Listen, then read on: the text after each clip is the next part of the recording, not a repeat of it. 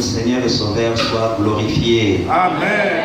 Je vous salue tous fraternellement au nom de notre Seigneur et Sauveur Jésus-Christ. Amen. Nous sommes infiniment reconnaissants au Seigneur pour ce temps qu'il nous accorde, pour que nous puissions partager la parole. Tout à l'heure, quand nous sommes venus ici, nous avons écouté la prédication de Frère Branham. Et dans cette prédication, le prophète a mentionné un signe que seuls ceux qui sont dans le message connaissent. Signe qui précédera la seconde venue du Seigneur Jésus-Christ. Et il a tiré ça dans le livre de Luc au chapitre 17. Dans Luc au chapitre 17, nous avons l'habitude de parler des signes. Nous parlons des tremblements de terre, nous parlons des guerres, nous parlons des rumeurs de guerre, nous parlons des famines et des maladies. Mais le signe que nous allons aborder ici, c'est un signe que beaucoup ne connaissent pas. Nous sommes dans Luc au chapitre 17. Luc au chapitre 17, nous allons lire à partir du verset 26. Ce qui arriva du temps de Noé arrivera de même au jour du Fils de l'homme. Amen.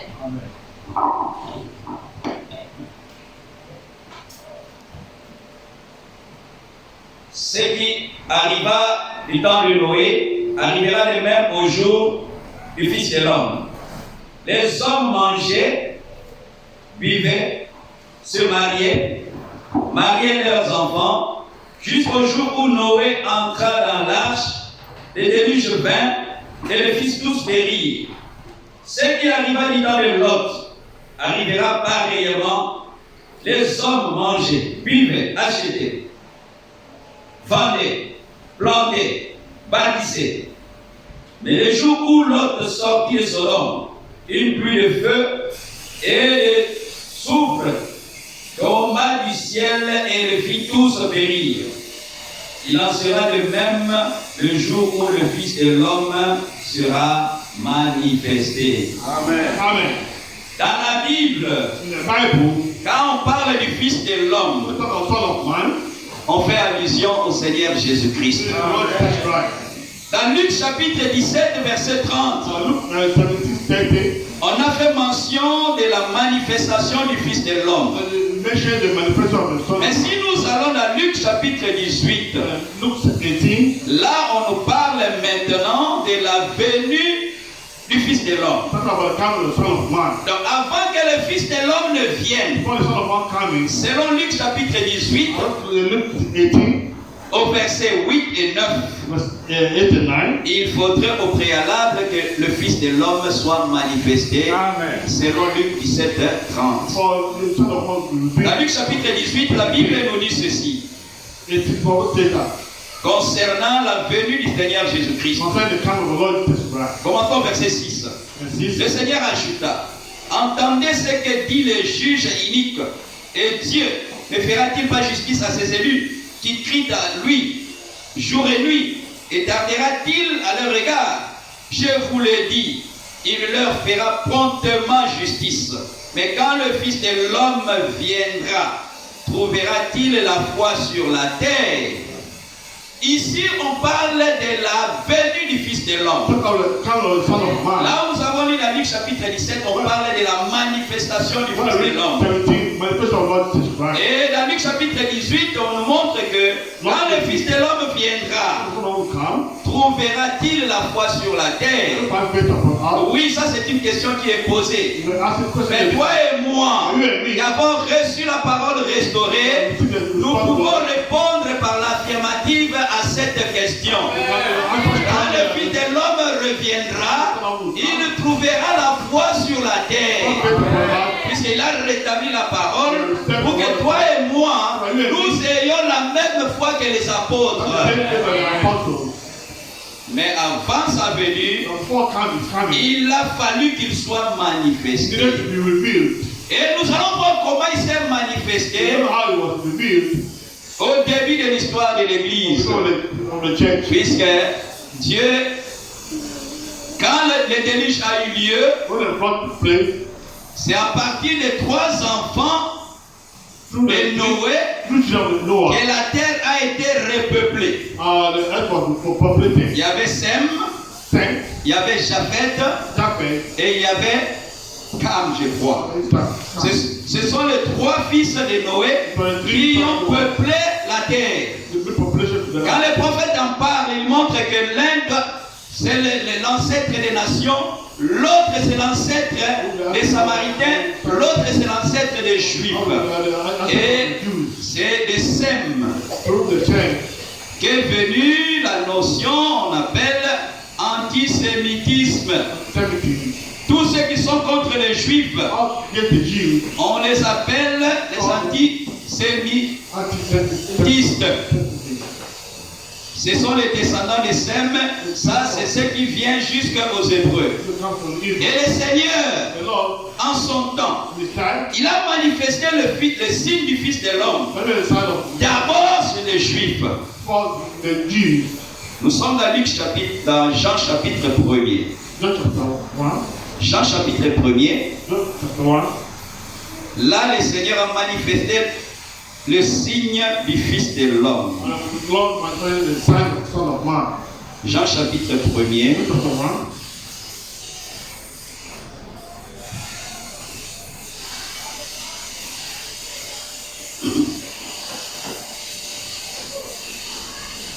Nous sommes au verset 40.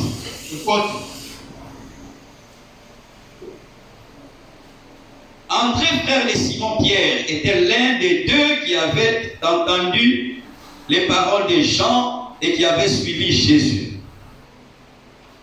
Ce fut lui qui rencontra le premier son frère Simon et lui dit: nous avons trouvé le Messie, ce qui signifie Christ. Et il le conduisit vers Jésus. Jésus l'ayant regardé dit: tu es Simon, fils de Jonas. Tu seras appelé Céphas, ce qui signifie Pierre. Le lendemain, Jésus voulut se rendre en Galilée. Il rencontra Philippe. Il lui dit: suis-moi. Philippe était de Bethsaïda, de la ville d'André et de Pierre. Pierre rencontra Nathanaël et lui dit: nous avons trouvé celui de qui Moïse a écrit dans la loi et dont les prophètes ont parlé, Jésus de Nazareth, fils de Joseph. Nathanaël lui dit: peut-il venir de Nazareth quelque chose de bon? Philippe lui répondit: viens et vois. Amen. Jésus, voyant venir à lui Nathanaël, dit de lui: voici vraiment un Israélite dans lequel il n'y a point de fraude. Amen. D'où me connais-tu? Lui dit Nathanaël. Jésus lui répondit: avant que Philippe t'appela, quand tu étais sous le figuier, je t'ai vu. Amen. Nathanaël répondit et lui dit: Rabbi, tu es le Fils de Dieu, tu es le roi d'Israël. Amen. Amen. Ici nous voyons les signes du Fils de l'homme se manifester chez les Juifs.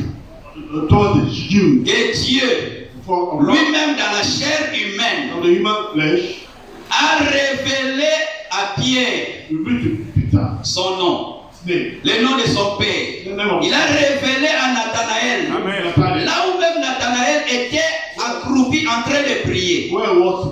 Ça, c'est la manifestation du signe du Fils de l'homme chez les nations et chez les Juifs.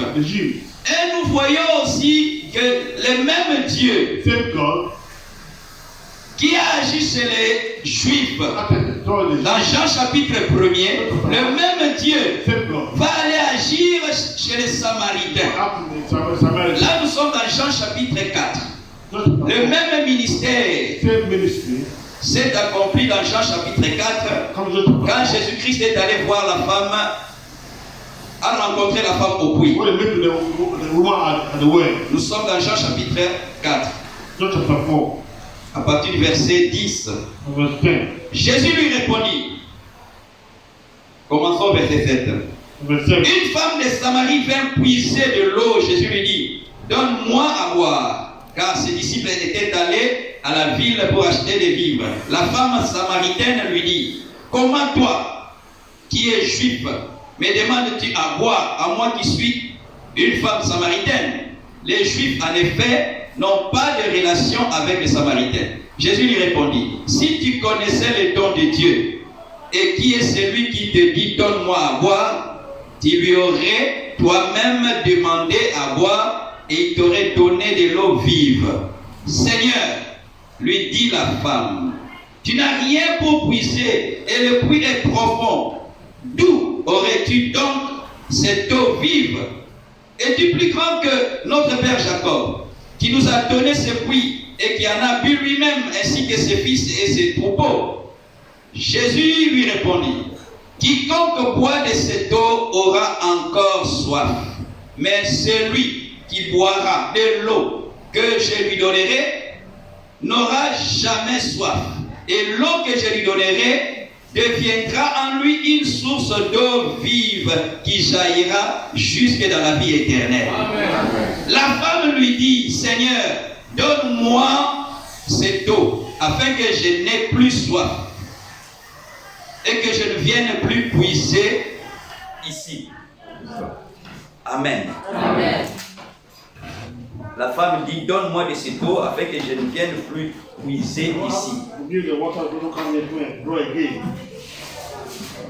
Ils ont commencé leur conversation de façon naturelle, en utilisant les éléments naturels. Mais plus le temps passe, le Seigneur Jésus-Christ quitte les domaines naturels, il rentre un peu petit à petit dans les domaines spirituels. Amen. Et le Seigneur Jésus-Christ dit à la femme, cette eau du puits que tu es venu puiser, tu peux la boire. Elle va apaiser ta soif pour quelque temps. Et tu reviendras encore plus tard pour chercher de l'eau dans ce puits. Mais moi, je te donnerai une eau. Dès que tu l'aurais bu, tu n'auras plus jamais soif. Mais l'eau que Christ te donne, qui enlève la soif, ce n'est pas la soif physique que l'eau là enlève. L'eau que Christ te donne, qui est sa parole, nous débarrasse de toute soif relative au péché. Amen. C'est pour cela, nous voulons boire de cette eau-là. Si nous buvons de cette eau-là et nous sommes sincères, cette eau-là va nous délivrer de l'hypocrisie, va nous délivrer des matchs de football, va nous délivrer du maquillage, va nous délivrer de l'orgueil au nom du Seigneur Jésus-Christ. Nous voulons être délivrés. Amen. Nous ne voulons plus continuer à vivre étant des temples dans lesquels les mauvais esprits agissent. Même les cochons qui étaient chassés des légions. Dans Marc chapitre 5 ou 6, je crois. Les cochons préféraient mourir. Amen. Ils ont préféré mourir. Dès que les démons sont entrés en eux, les cochons ont préféré mourir. Ils ont couru jusqu'à tomber dans la falaise. Toi et moi aussi, aujourd'hui, que Dieu nous permette de mourir quant à nos péchés. Alors à la croix, tu as un problème que tu traînes pendant plusieurs années. Et pourtant, la solution, Christ nous a donné à la croix. Allons avec nos problèmes au pied du Seigneur Jésus-Christ. Pleurons pour nos problèmes. Demandons au Seigneur d'intervenir. Certainement, le Seigneur agira et il va nous accorder la grâce de mourir quant à nos péchés et de vivre pour une nouvelle vie au nom du Seigneur Jésus-Christ. Amen. Cette femme, c'était une prostituée. On en avait parlé un peu la dernière fois. Quand Christ a commencé à exercer son ministère du Fils de l'homme, il a commencé à dire au verset 15. La femme lui dit, Seigneur, donne-moi cette eau, afin que je n'ai plus soif et que je ne vienne plus puiser ici. Va, lui dit Jésus, appelle ton mari et viens ici. Le Seigneur savait déjà, puisque lui, le Seigneur, comme fils de l'homme, il dit ceci dans Jean chapitre 5, verset 19. Jésus reprit donc la parole et leur dit, en vérité, je vous le dis, le Fils ne peut rien faire de lui-même. Il ne fait que ce qu'il voit faire au Père. Et tout ce que le Père fait, le Fils aussi le fait pareillement. Amen. Amen. Le Fils, avant d'agir, il voit une vision. C'est comme cela que les prophètes agissaient. Dieu lui montre une vision aux yeux du prophète. Comme il a reçu une vision, il savait que l'affaire était terminée. Alors il pouvait prononcer, ainsi dit le Seigneur. Ici le Seigneur montre que la femme était en train de vivre avec un homme qui n'est pas son mari.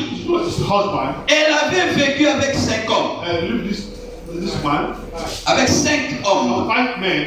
Mais maintenant elle était avec le 6e homme. Quelle prostitution. 5 hommes sont passés par là. Elle était avec le 6e. Elle était vraiment dedans dans la prostitution. Si Christ n'intervenait pas, quels que soient ses efforts, elle allait rester prostituée. Mais comme c'est une sémence de Dieu, Dieu prend toujours soin de ses enfants. Il est intervenu ici. Il lui a dit, va appeler ton mari. La femme a été sincère.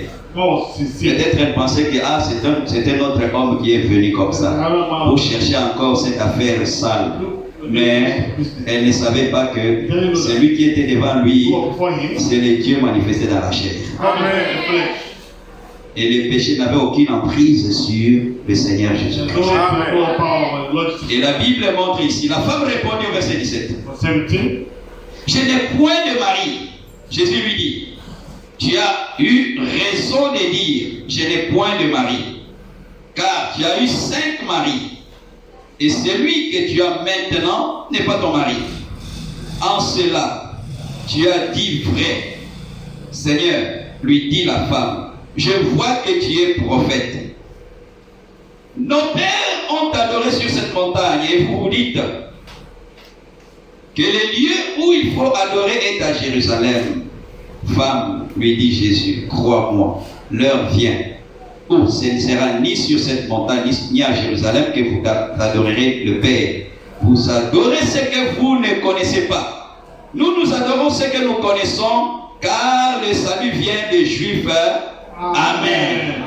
Mais l'heure vient, et elle est déjà venue, où les vrais adorateurs adoreront le Père en esprit et en vérité, car ce sont là les adorateurs que le Père demande.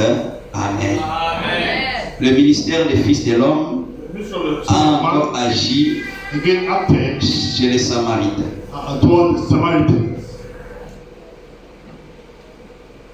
Et il fallait que le ministère du Fils de l'homme puisse aussi intervenir chez les nations. Amen. Mais chez les nations, le Seigneur était déjà parti. Physiquement, il n'était plus là. Mais le même ministère, Dieu a permis que cela soit manifesté au travers du ministère travers de Branham. Branham n'est pas le fils de l'homme, mais c'est un fils de l'homme. Le fils de l'homme. Avec l'article défini. Non. L'article défini. Oui. Et le fils de l'homme avec l'article indéfini, c'est différent.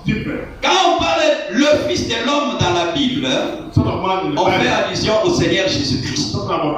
Mais quand on parle d'un fils de l'homme, ça on fait allusion au prophète. Alors le Seigneur, chez les nations, était venu pour manifester aussi le ministère du Fils de l'homme. Alors, quand nous avons vu la manifestation du ministère du Fils de l'homme à travers Branham, toi et moi qui sommes dans les messages, nous avons compris que ça c'est l'un des signes qui précédera la seconde venue du Seigneur Jésus-Christ. Et quand nous avons vu ça, nous avons compris que effectivement nous sommes arrivés à la fin. Ce que nous sommes en train de vivre actuellement, c'est juste, on peut le dire, la prolongation. Dieu ne veut pas que nous périssions. Il ne veut pas que nous mourions. La Bible dit que le Seigneur ne s'est jamais réjoui de la mort d'un pécheur, mais il aimerait que les pécheurs se répandent et qu'il puisse abandonner sa mauvaise vie. Nous voulons, en écoutant la parole, que le Seigneur puisse nous venir en aide et qu'il nous aide à arranger notre vie. Avant que le Seigneur ne vienne, nous étions en train de parler des maisons. Nous avons vu que le Seigneur, en son temps, il a construit la première église. C'est lui-même qui est le constructeur et l'architecte de la première église. Il a construit ça pendant 3 ans et demi. Et à la fin, il a amené son peuple dans la chambre haute. Et quand ils sont arrivés dans la chambre haute, comme tout était fait en accord avec la volonté du Seigneur, le jour de la Pentecôte, ils ont reçu le Saint-Esprit. Et l'apôtre Pierre, ce même jour-là, a dit que la promesse du Saint-Esprit, c'est pour tous ceux qui étaient là et même pour tous ceux qui viendront en grand nombre dans les nations que le Seigneur va appeler. La promesse du Saint-Esprit, elle est valable au nom du Seigneur Jésus-Christ. Elle est importante, le Saint-Esprit, puisque quand elle arrive dans ta vie, elle met fin à ceci. Je ne peux pas faire ça. Je ne peux pas faire ça. Je ne peux pas faire ça. Non, je ne peux pas m'arrêter de m'énerver. Je ne peux pas m'arrêter de regarder les matchs de football. Oui, c'est vrai, humainement, tu ne peux pas. Je ne peux pas m'arrêter de me prostituer. Oui, humainement, tu ne peux pas. La chair là aimerait avoir toutes les femmes, les belles femmes, cette chair. La chair aimerait dormir dans une grande maison. La chair là aimerait avoir toutes les bonnes choses du monde. Cette chair. Et elle combat notre esprit. Mais nous devons savoir que Dieu, par son esprit, il nous a promis qu'il interviendra et il va permettre à ce que le cœur de Pierre, qui est lié à la nature humaine, soit ôté. Et il a promis de nous donner un cœur de chair sur lequel il va mettre sa parole et dans lequel il viendra mettre son Saint-Esprit. Il nous l'a promis. Et lui qui a promis, il est fidèle. Il a amené les 120 dans la chambre haute. Et après, 10 jours après l'ascension du Seigneur Jésus-Christ au ciel, le Saint-Esprit est descendu. les apôtres ont été remplis du Saint-Esprit. Le même Saint-Esprit est descendu sur 120 apôtres, 120 disciples, et les hommes et les femmes ont fait la même expérience du baptême du Saint-Esprit. Ces jours-là, il y avait une telle gloire au milieu du peuple de Dieu. Cette gloire-là, quand les apôtres Pierre et Jean allant au temple, ils ont rencontré un paralytique avec la gloire qu'ils avaient, ayant reçu le Saint-Esprit, ayant reçu la puissance de Dieu, allant au temple. La Bible montre que là, ils ont rencontré un paralytique. Et là, ils n'ont pas fait de longues prières. Ils n'ont même pas prié longuement. Nous sommes dans Actes chapitre 3. La gloire de la première maison s'est manifestée après que les apôtres ont reçu le Saint-Esprit. Actes chapitre 3. Nous sommes au verset 1er. Pierre et Jean montaient ensemble au temple à l'heure de la prière. C'était la 9e heure. Il y avait un homme boiteux de naissance qu'on portait et qu'on plaçait tous les jours à la porte du temple, appelé la Belle, pour qu'il demandât l'aumône à ceux qui entraient dans le temple. Cet homme, voyant Pierre et Jean qui allaient y entrer, leur demanda l'aumône. Pierre, de même que Jean, fixa les yeux sur lui et dit: regarde-nous. Il les regardait attentivement, s'attendant à recevoir d'eux quelque chose. Alors Pierre lui dit: je n'ai ni argent ni or, mais ce que j'ai, je te le donne. Au nom de Jésus-Christ de Nazareth, lève-toi et marche. Amen. Ici, Pierre n'a pas prié, mais Pierre a parlé. Amen. Et en parlant seulement, après avoir fait l'expérience, ce qu'il disait s'est accompli pour la gloire du Seigneur Jésus-Christ. Nous qui sommes les enfants de Dieu, même le diable sait que nous avons la puissance d'ordonner et les choses arrivent. Allons dans Matthieu chapitre 4. Matthieu chapitre 4. Matthieu chapitre 4.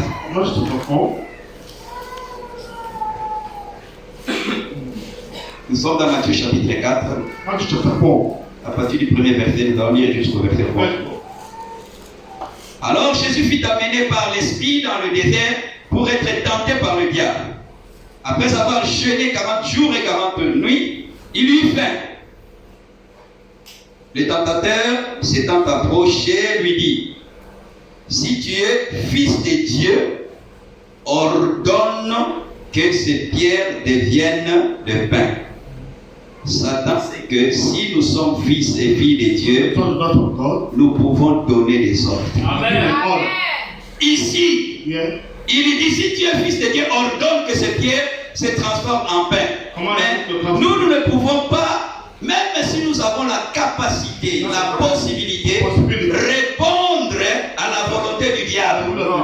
Nous sommes faits pour nous accorder et répondre à la volonté du Seigneur. Amen.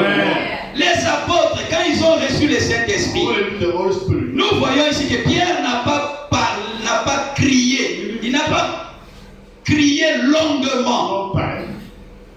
Mais il a simplement parlé. Et en parlant, ce qu'il voulait est venu à l'existence. Le même Pierre, avec cette gloire-là qu'il avait, la Bible montre que son ombre même guérissait les malades. Nous sommes dans Actes chapitre 5.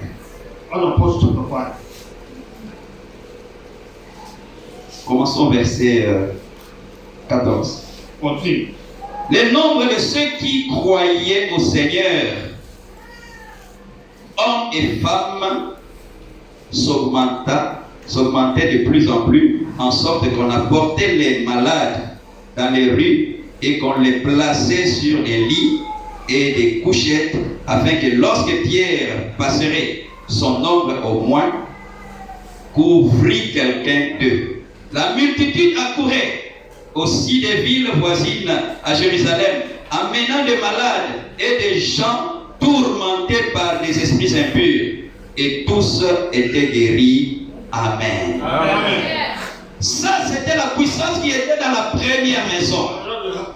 Et le frère nous a montré aussi que dans la première maison, cette première église, il y avait l'amour. À tel point que personne manquait de quelque chose. Il vivait. Les politiciens aujourd'hui, il y a une doctrine économique qu'on appelle le communisme. Il y a une autre doctrine, le capitalisme. Dans cette doctrine, le communisme, si les choses sont faites correctement, il n'y aura pas d'indigents, il n'y aura pas de pauvres. Parce que l'argent sera rétabli, sera réparti équitablement. Mais dans le communisme aujourd'hui, nous ne voyons pas cela, puisque toutes ces nations-là sont conduites par le diable. Mais dans la Bible ici, la Bible montre qu'ils avaient tout en commun. Amen. Personne n'avait plus que l'autre. Ils se partageaient équitablement ce qu'ils avaient comme richesse. Il y avait l'amour parmi eux. Amen. Mais au fil du temps, l'histoire de l'Église continuant, l'Église catholique est intervenue. Et l'amour, et la puissance, et la doctrine qui était dans la première maison ont été ôtés de la première maison. Nous avons lu la dernière fois que Dieu avait fait la promesse qu'il va ramener tout ce que les insectes avaient dévoré. Amen. Il a promis une restitution, un rétablissement. Joël chapitre 2. Tout ce que l'ennemi avait dévoré. Là, on parle d'un arbre. Ce n'est pas notre sujet.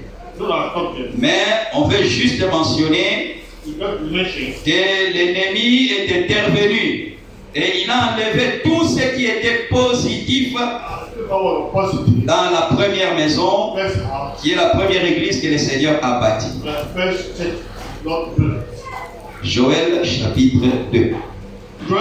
Commençons à Joël chapitre 1er. Verset 3.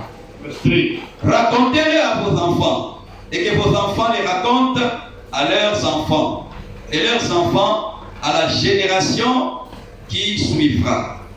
Ce qu'a laissé les gazam, la sauterelle l'a dévoré. Ce qu'a laissé la sauterelle, le gélec l'a dévoré. Et ce qu'a laissé le gélec, le asile l'a dévoré. Amen. Amen. Donc, ici nous voyons, ce sont des insectes qui s'attaquent à l'arbre. Et chacun de ces insectes-là a une spécialité. Il y a l'insecte qui s'attaque d'abord aux feuilles. Il y a l'autre qui s'attaque aux fruits. L'autre qui s'attaque à l'écorce. Et l'autre qui s'attaque à la sève. En agissant de la sorte, l'arbre de vie, qui est le Seigneur Jésus-Christ, qui est la parole de Dieu, a été totalement anéanti. Mais Dieu savait que à la fin de l'histoire de l'Église, il y aura une seconde maison dans laquelle sa gloire se manifestera. Il a fait la promesse dans Joël chapitre 2 maintenant. Nous sommes au verset 24. On va commencer au verset 23. Les feuilles, comme nous l'avons dit la dernière fois, quand il fait chaud et qu'il y a les feuilles dans un arbre, les gens viendront s'attrouper autour de cet arbre-là pour avoir de l'ombre. Ils vont communier. Les feuilles, c'est le type de la communion fraternelle. Et la communion fraternelle a été détruite. Cette communion a été détruite. C'est en ce moment-là que les dénominations sont nées, les églises sont nées. Il n'y avait pas une seule église. La communion a été rompue à cause de l'intervention de l'ennemi au milieu du peuple de Dieu. Et nous voyons, il y a les fruits. L'amour, c'est l'un de ces fruits-là. Il y en a plusieurs, on peut voir ça dans Galates chapitre 5. L'écorce, la couverture, ce qui protège. Et la sève, c'est ce qui donne la vie. Et qu'est-ce qui nous donne la vie à toi et à moi aujourd'hui? C'est la parole du Seigneur. Cela a été ôté du milieu des croyants.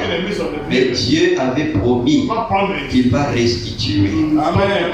À partir du verset 23, Joël chapitre 2. Et vous, enfants de Sion, soyez dans l'allégresse et réjouissez-vous en Éternel votre Dieu, car il vous donnera la pluie en son temps. Il vous enverra la pluie de la première et de l'arrière-saison, comme autrefois. Les airs se rempliront de blé, et les cuves regorgeront de mou, d'huile. Je vous remplacerai les années qu'on dévorait, la sauterelle, le génèque, les asiles, les gazam, ma grande armée que j'avais envoyée contre vous. Vous mangerez, vous vous rassasierez, et vous célébrerez le nom de l'Éternel, votre Dieu, qui aura fait pour vous des prodiges. Et mon peuple ne sera plus jamais dans la confusion. Amen. On parle de la nourriture. On va se rassasier, mais la Bible dit on ne sera plus jamais dans la confusion. Amen. Ça, c'est la confusion spirituelle. Quand le Seigneur interviendra pour rétablir la divinité, pour rétablir le vrai baptême, pour rétablir la vraie sainte scène, toi et moi, nous ne serons plus jamais dans la confusion. Le Seigneur est intervenu pour cela. Nous lui rendons gloire. Alors, frère, la Bible continue à dire, et vous saurez que je suis au milieu d'Israël, que je suis l'Éternel, votre Dieu, et qu'il n'y en a point d'autre. Et mon peuple ne sera plus jamais dans la confusion. Et il continue. Après cela, je répandrai mon esprit sur toute chair. Oui, après le rétablissement, la restitution de ce qui a été dévoré par ces insectes, c'est que toi et moi, nous avons maintenant la bonne doctrine. Amen. Quand nous croyons correctement et nous sommes sincères, Dieu nous a promis ici, après cela, après la restitution et la restauration, il a promis, je répandrai mon esprit sur toute chair. Vos fils et vos filles prophétiseront. Vos vieillards auront des songes et vos jeunes gens des visions. Même sur les serviteurs et sur les servantes, dans ce jour-là, je répandrai mon esprit. Amen. Amen. Après la restauration, au milieu de son peuple, Dieu nous donne aujourd'hui la possibilité de recevoir le Saint-Esprit. Amen. Alors, nous sommes cette seconde maison. Comme la première avait une gloire, la seconde, on dit que la gloire de la seconde sera plus grande que la gloire de la première maison. Je vous ai dit la dernière fois, quand on regarde l'église aujourd'hui, avec nos faiblesses, on essaie de la comparer à l'église au temps de Paul, au temps de Pierre, au temps de Jean. Nous voyons une grande différence. Mais comme c'est Dieu qui a commencé l'œuvre au milieu, lui-même va l'achever avec des cris, grâce, grâce et gloire au Seigneur. C'est lui qui a commencé. commencé l'œuvre. Amen. Toi et moi, soyons seulement patients. Ne fabriquons même pas la sainteté. Amen. Amen. Laissons le Seigneur agir. Amen. Par sa parole, il agit. Et par sa parole, il va nous amener à être ce que nous devons être. Amen. Amen. Amen. La gloire de la seconde maison. The Lord of the second house.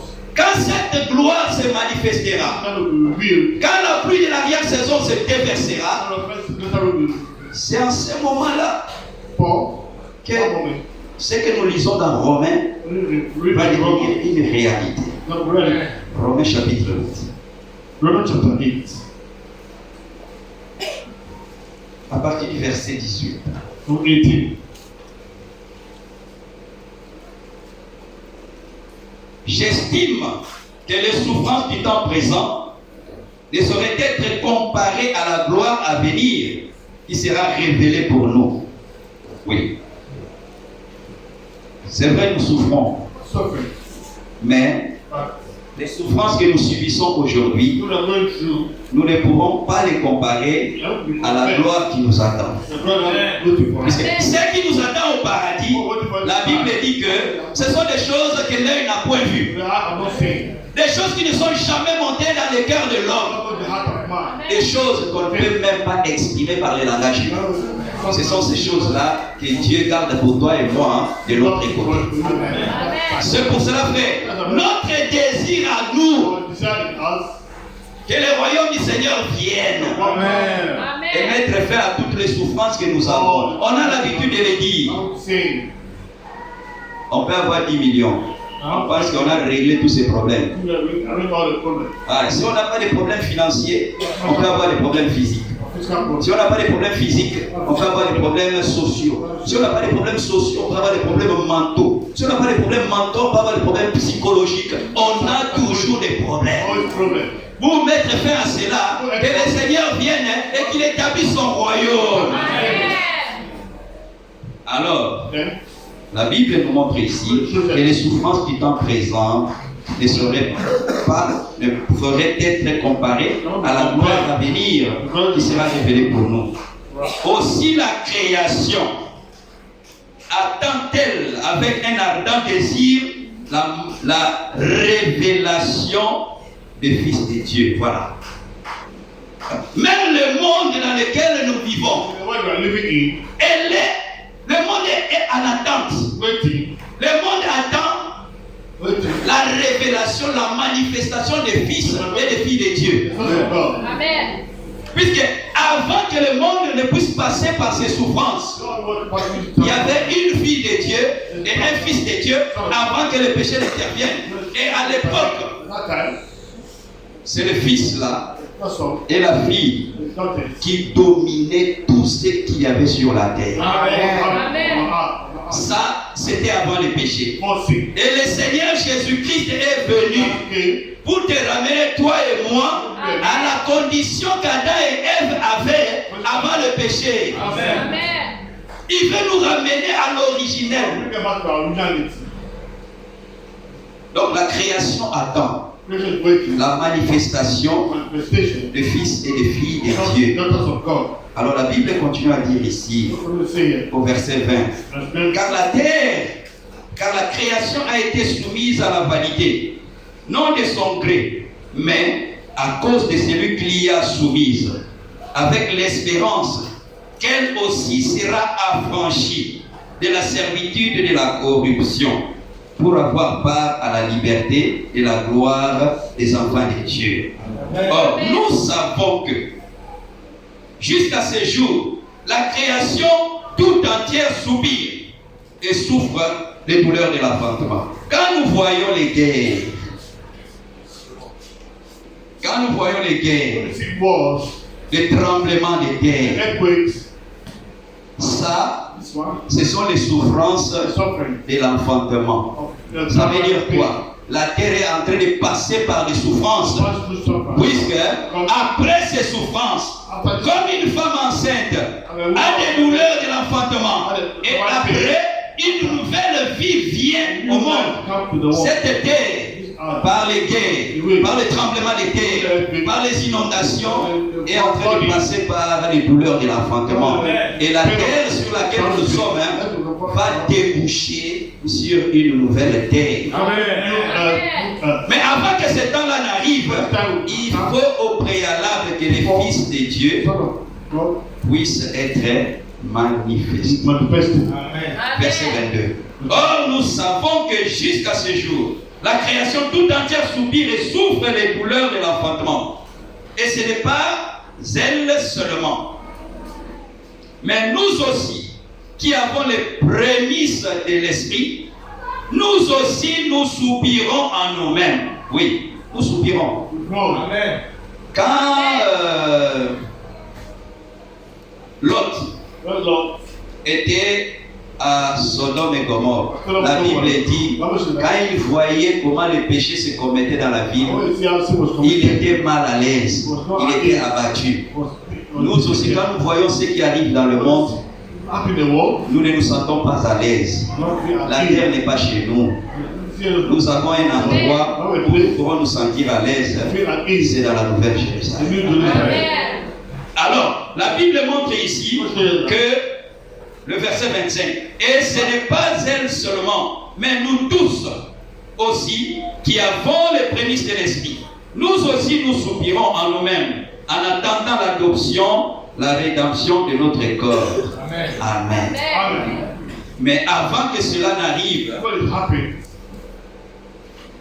avant que la terre ne soit renouvelée, avant que le Seigneur Jésus-Christ ne revienne, il faut que le Fils de Dieu puisse être manifesté. Amen. Et Dieu avait déjà fait des promesses. Il avait dit ceci dans Romains chapitre 9. Le verset 28.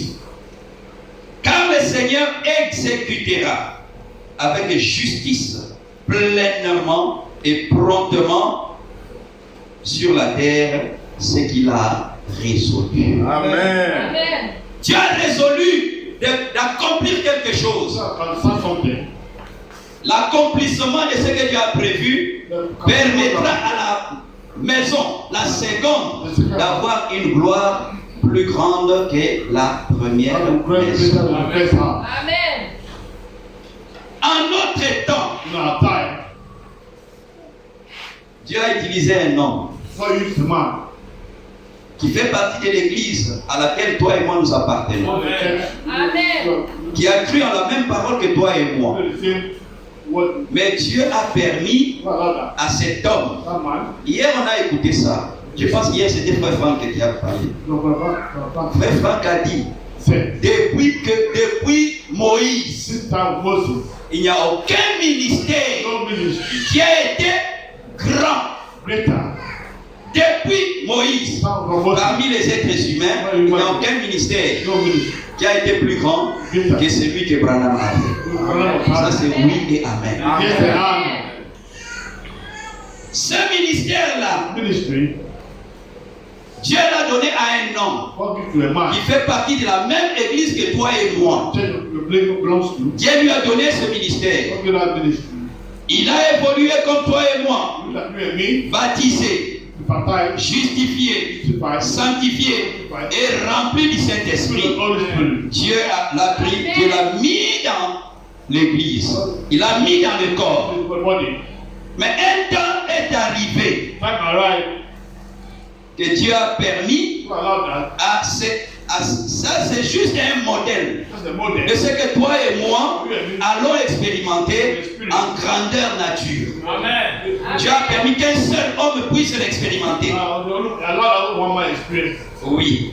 Quand lui il a reçu la parole, il a été baptisé et il a reçu le Saint-Esprit. Dieu a permis qu'il fasse des expériences que même les apôtres en leur temps n'ont pas fait. Amen. Amen. Si nous prenons seulement cet homme dont nous sommes en train de parler, il y a 6 certificats de décès. Des personnes pour lesquelles lui il a prié et les personnes là sont revenues à la vie. Amen. Et quand tu regardes dans la Bible, Pierre, il était puissant. Jean, il était puissant, mais ils ne sont pas parvenus à manifester cela. Et Jésus-Christ avait dit dans Jean chapitre 14, si vous croyez en moi, vous allez faire ce que j'ai fait et vous allez faire davantage. Ça veut dire quoi? Lui, il était seul. Il pouvait agir dans son coin, le Seigneur Jésus-Christ. Ça n'avait pas une grande ampleur. Mais toi et moi, étant dans l'église, étant remplis du Saint-Esprit, avant la venue du Seigneur Jésus-Christ, avec le Saint-Esprit que nous avons, nous ferons davantage pour continuer l'œuvre du Seigneur Jésus-Christ. Un seul homme. Et quand il a fait cette expérience, Branham, lui, il a appelé ça le troisième pub. Ça veut dire troisième attraction. Dans cette troisième attraction, un homme né d'un homme et d'une femme, il est allé à la chasse. Et il n'a pas trouvé les écrivains. Découragé, il voulait rentrer. Et le Seigneur lui a dit, demande tout ce que tu veux. Je vais te le donner. Alors lui étant là-bas, il s'est dit, bon, je suis venu chercher, qu'est-ce que je vais demander? Le Seigneur lui a dit, mais Dieu est venu chercher les écureuils, chasser les écureuils. Demande que les écureuils apparaissent. Un homme, né d'un homme et d'une femme, a parlé. Et à 3 reprises, les écureuils sont apparus par la puissance du Seigneur. Ça, c'est oui et amen. Et ça, c'est juste un exemple de ce que toi et moi, si nous sommes fidèles, nous allons expérimenter avant la seconde venue du Seigneur Jésus-Christ. Il est arrivé. Le frère Franck l'avait dit hier. Il est dit, beaucoup de prédicateurs parlent de Matthieu, de Marc chapitre 11. Mais il n'a jamais vu quelqu'un qui a manifesté Marc chapitre 11 comme Branham l'a fait. Et qu'est-ce qui est écrit dans Marc chapitre 11?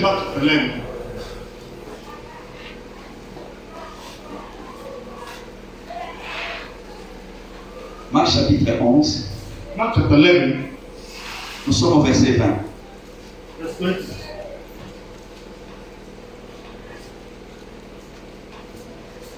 Ok, commençons au verset 15 pour avoir le contexte.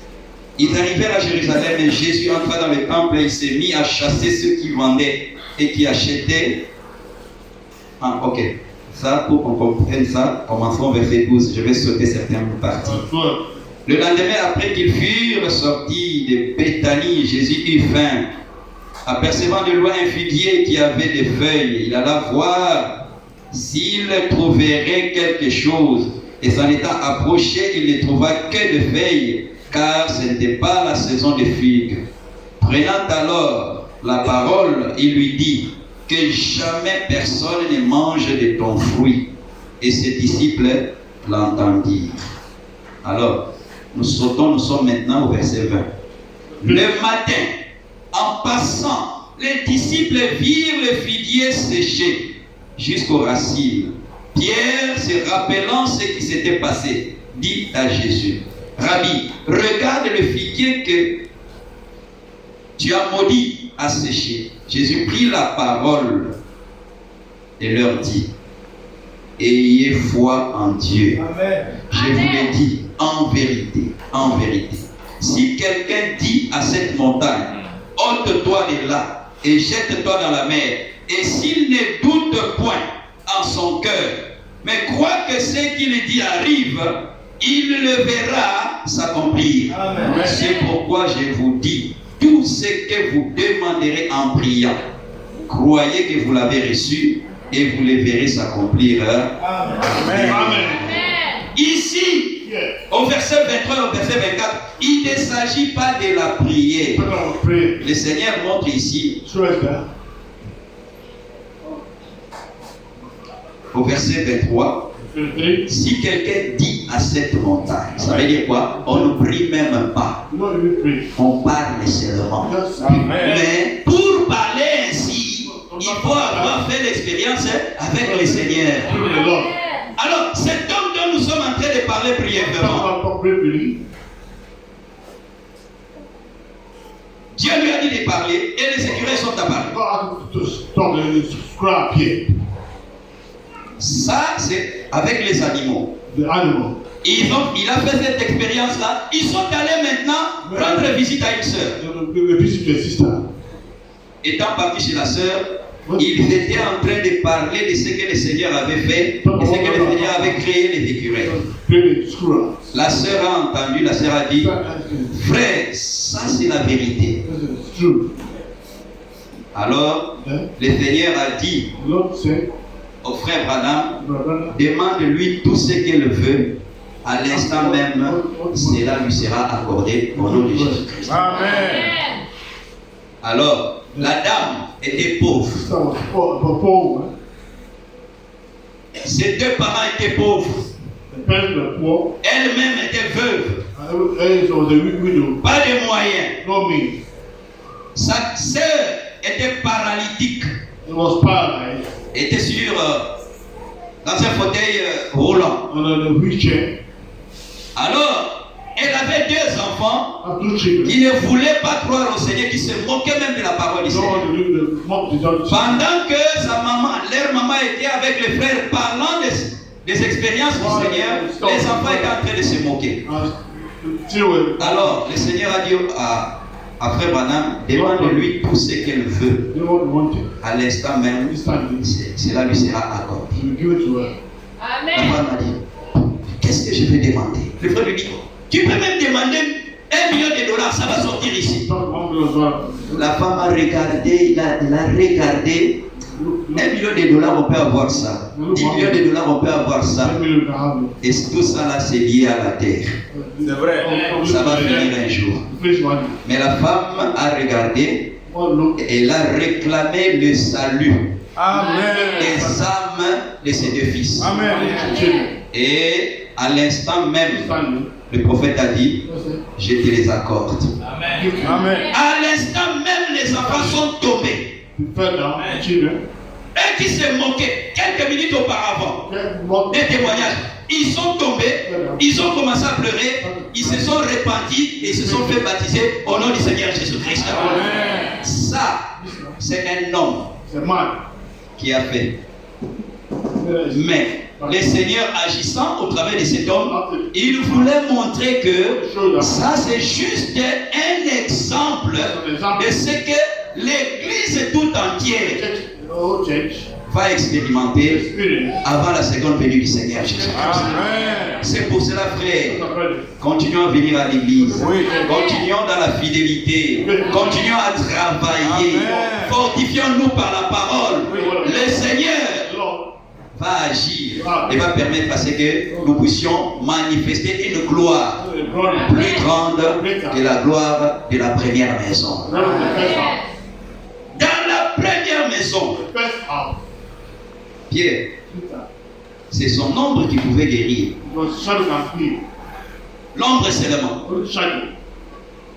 Mais dans la seconde maison, je donne toujours un exemple par rapport à ceci. Le prophète montre que il rentre quelque part. On l'appelle bien prier. Il rentre seulement quelque part. Il ne prie pas. Il dit que Dieu vous bénisse. Il ressort. Le malade est guéri au nom du Seigneur Jésus. Ça, au temps des apôtres, ça n'avait pas été fait. Au temps des apôtres, ce n'était pas manifeste. Mais toi et moi, en notre temps, nous allons expérimenter les choses. Et la Bible dit dans Ézéchiel, dans Ésaïe, que Dieu va accomplir des choses inimaginables. Amen. Nous sommes dans Ésaïe chapitre 28. Le verset 20 et le verset 21. Le lit sera trop court pour s'y étendre, et la couverture trop étroite pour s'en envelopper. Car l'Éternel se lèvera comme à la montagne des Pératim. Il s'y retirera comme dans la vallée des Gabaon, pour faire son œuvre étrange, pour exécuter son travail inouï. Amen. Il va faire une œuvre étrange. Et il va accomplir un travail inouï. C'est-à-dire, on ne pense même pas que cela peut se réaliser. C'est vrai. Dieu, en notre temps, par toi et par moi, si nous sommes fidèles, on va accomplir les œuvres étranges et les œuvres inouïes. Amen. On nous dit ici, il va agir comme il avait agi sur la montagne des Pératim. Il va agir comme il avait agi sur la montagne des Gabaon. On ne va pas dire cela. Quand nous repartons à la montagne des Pératim, quand nous repartons à la montagne des Gabaon, prenons seulement Gabaon. Il y a une œuvre étrange et inouïe qui s'est passée là-bas. Israël est en train de se combattre. Et le soleil était en train de baisser. Et Josué a constaté que si le soleil se couchait complètement, Israël n'avait pas encore vaincu. Cela n'allait pas être bon pour les enfants d'Israël. Et la Bible dit, Josué a parlé. Il n'a pas prié. Il a parlé. Il a dit, soleil, arrête-toi. Un homme a parlé. Et regardez ce que la Bible dit dans Josué chapitre 10.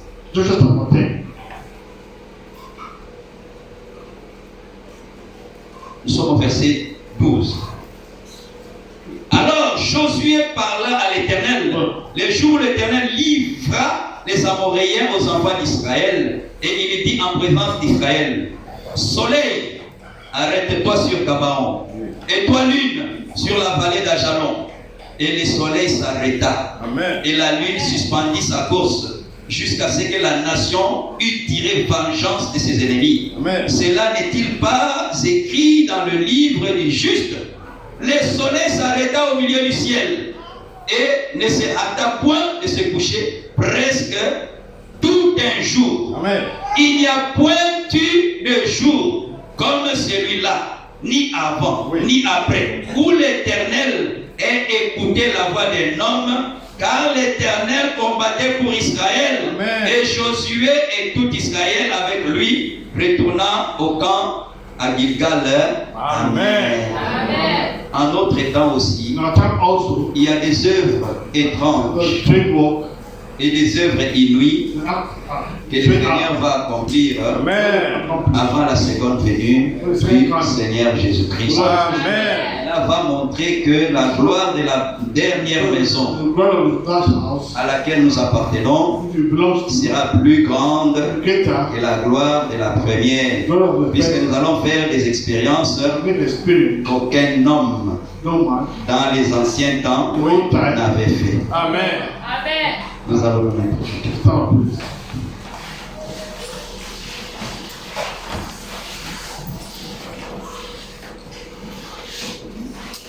Nous allons murmurer, chanter un cantique.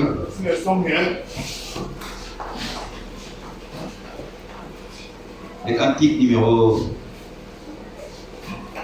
99. Ville de perles et de lumière. Amen. Parce que c'est là où nous voulons nous en aller. C'est clair. Avec tout ce que nous subissons ici, toutes les souffrances, toutes les pressions, toutes les différentes sortes de stress par lesquels nous passons. Ville de perles et de lumière.